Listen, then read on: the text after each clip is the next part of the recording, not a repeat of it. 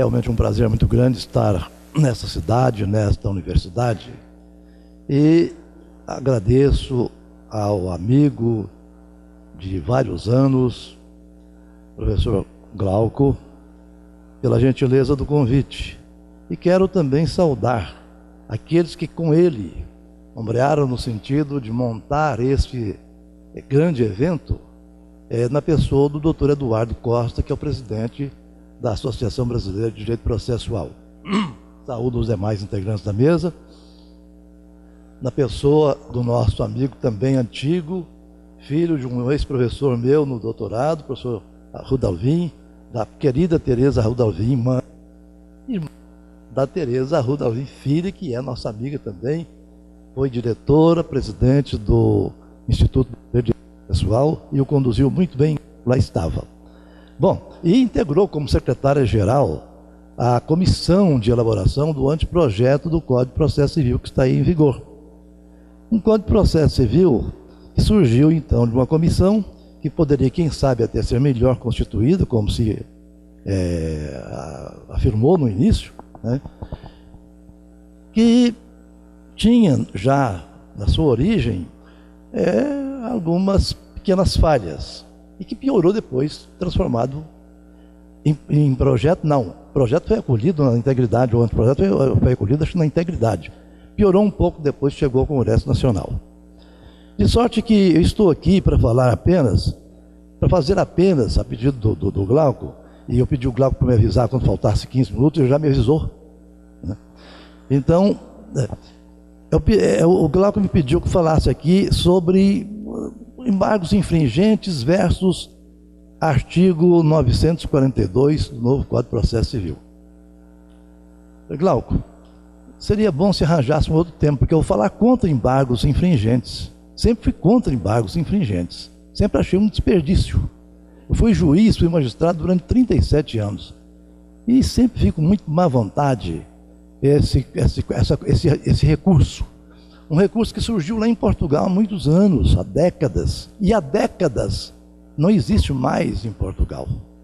Vejam bem, eu fazia um curso, certa época, em Lisboa, no final de semana, passeando com um dos professores, não dos meus professores, mas um professor que já era meu amigo lá de Lisboa, na cercania de Lisboa.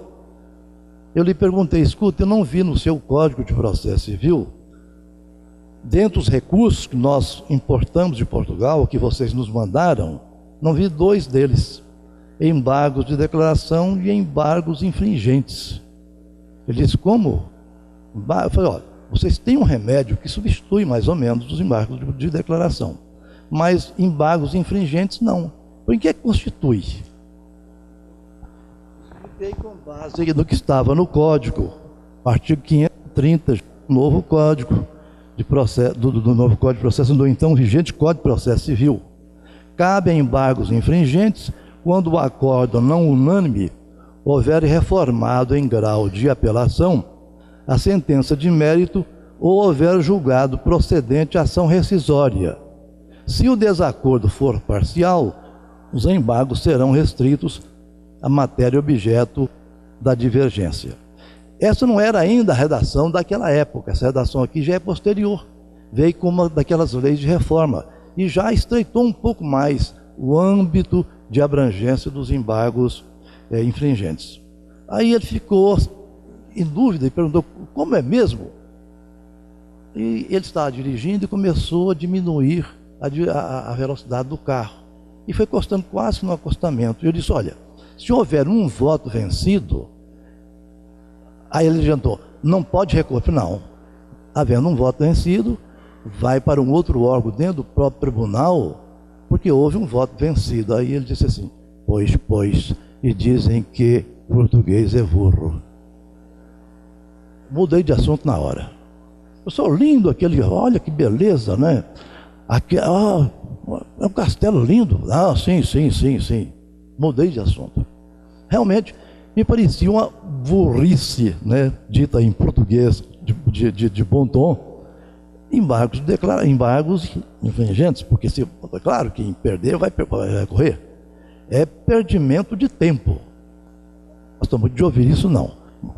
mas é perda de tempo. Bom, no Código Novo veio o artigo 942. Eu pensei, bom, talvez melhore.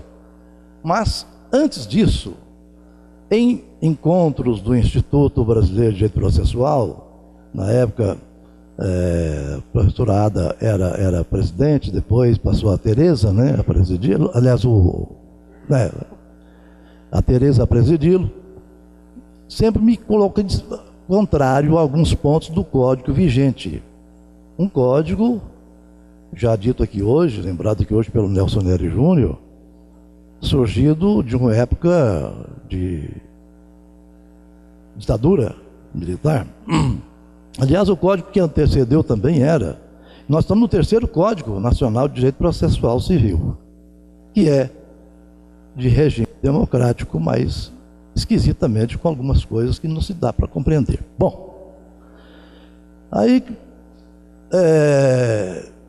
nesses encontros, nos eventos, eu sempre falava, olha, embargos infringentes, acabar com isso é uma excrescência. Outra coisa, por que não interpor o recurso especial, o recurso extraordinário?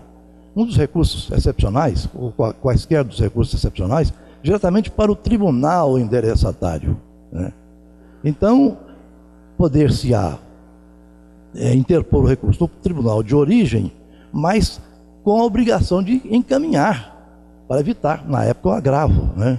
Hoje, na época era agravo de instrumento, né? Depois passou, hoje é um agravo nos autos do processo, como se dizia antigamente. Bom, um dia a Tereza me telefonou, já na comissão, ela me telefonou em Brasília e disse, olha, ministro, o senhor sempre sugeriu acabar com os embargos infringentes, estou propondo isso aqui, estou tendo algumas resistências. E outra coisa, aquele endereçamento direto para o STJ, para o Supremo, achamos interessante. E aprovaram. Entrou no anteprojeto, passou, foi aprovado no Congresso, veio a lei de 2015, derrubou tudo. Mas não derrubou completamente, não. No que tange aos embargos infringentes, veio esse artigo 942, que diz: quando o resultado de apelação não for unânime, o julgamento terá prosseguimento em sessão a ser designada com a presença de outros julgadores que serão convocados nos termos previamente definidos no regimento interno, em número suficiente para garantir a possibilidade de inversão do resultado inicial. Isso é perseguição de resultado. Isso é forçar a busca de um outro resultado. Bom, mas prossegue o código, o artigo.